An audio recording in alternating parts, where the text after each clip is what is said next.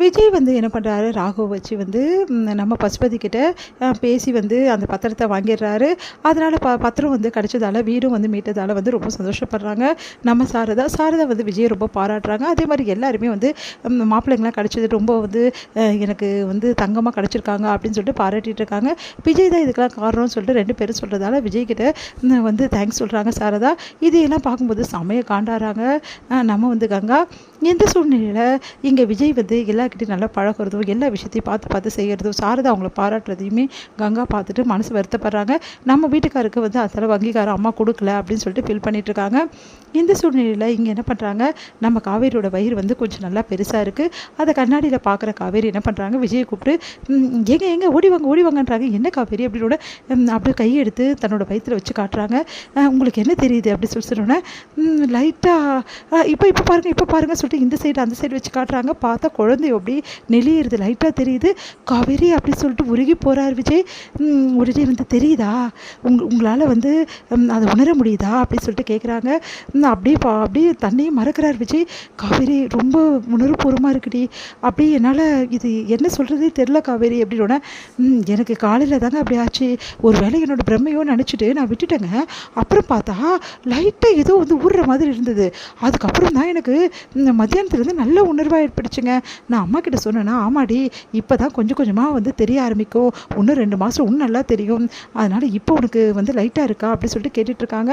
ஆமான்னு சொல்லிட்டு அம்மாவும் சொல்லிட்டு இதை பற்றி சொல்லிட்டுருக்காங்கங்க.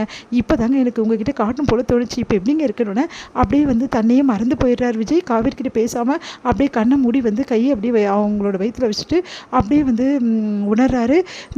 அப்படியே லைட்டாக குழந்தை வந்து இதுவாக ஆகிற மாதிரி மூவ் ஆகிற மாதிரி அவரோட கைக்கு வந்து தெரியுது. கவிரி அப்படின்னு சொல்லிட்டு கத்துறாரு. உடனே வந்து என்னங்க தெரியுதாங்க அப்படி சொல்லிட்டு கேட்குறாங்க.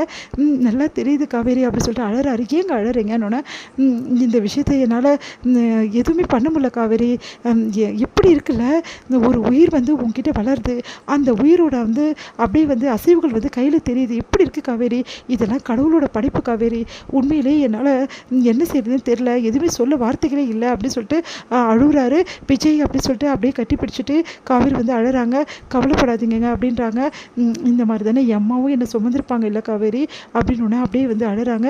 உங்கள் அம்மா ஞாபகம் வந்துச்சாங்க அப்படின்னு சொன்னோன்னே இல்லை காவேரி, ஏன்னா என் அம்மா யாருன்னு எனக்கு தான் தெரியாது, என் அம்மா சின்ன வயசுலேயே நான் இழந்துட்டேன், அவ்வளோவா கொஞ்சம் ஞாபகம் தான் இருக்குது, அவங்களோட நிறைய இல்லை அப்படின்னும் போது என்ன இருக்குது சொல்லு, இப்போ இதெல்லாம் வந்து ஸ்பரிசத்தெல்லாம் தொடும்போது எனக்கு எவ்வளோ சந்தோஷமாக இருக்குது தெரியுமா காவேரி, இந்த சந்தோஷத்துக்கு இந்த உலகத்தில் அளவே இல்லை காவேரி அப்படின்னு சொல்லிட்டு அப்படியே ஹக் பண்ணுறாரு.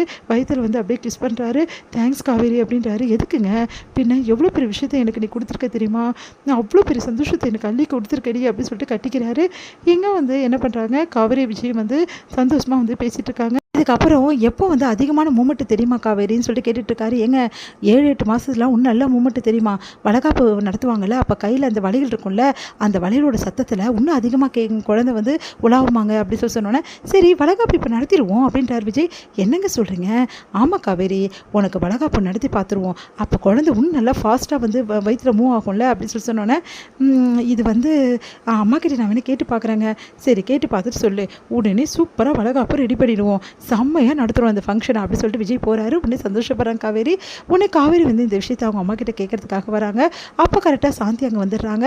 சாந்தி வந்து பார்த்துட்டு வந்து அப்படியே காவேரியை, என்ன காவேரி விஷயம் இவ்வளோ நாள் வந்து சொல்லாமே விட்டுட்டு பாரு, நல்லா வந்து வயிறு தெரியுதுடி அப்படி சொல்லிட்டு அப்படியே தொட்டு பார்க்குறாங்க. எல்லாருக்கிட்டையும் சொல்லாமல் மறைச்சி வச்சிருக்கா பாரு இவ்வளோ நாள் அப்படின்றாங்க. என்ன பண்ணுறது, இவ்வளோ நாள் தெரியாமல் விட்டுது அப்படின்னு சொல்லிட்டு பேசிகிட்டு இருக்காங்க எல்லாரும். என்ன மாதிரி திடீர்னு வந்திருக்கீங்க அப்படின்னோடனே எல்லாம் கங்காவோட வளகாப்பு விஷயமாக தான் பேச வந்தேன் அப்படின்னோடனே அப்படியே காவேரி அமைதியாகிடுறாங்க. இப்போ நம்ம எப்படி பேசுறது அப்படின்னு சொல்லிட்டு என்ன மாதிரி திடீர்னு அப்படின்னோடனே பின்ன கங்காவுக்கு மாதம் 5 வரப்போதில்லை வைக்க போதில்லை, அப்போது வளகாப்பு பண்ணி தானே ஆகணும், அது வந்து எனக்கு நல்லா புரியுது, காவேரி இருக்கும்போது கங்காவுக்கும் வந்து எப்படி பண்ணுறது 2 பேருக்கும் ஒன்றா பண்ணலாம் அப்படின்னு யோசிச்சிருப்பேன், அப்போல்லாம் பண்ணக்கூடாது, முதல்ல மூத்தவர்களுக்கு தான் பண்ணணும் அப்படின்னோடனே காவேரி அமைதியாகிறாங்க சொல்லாமல்.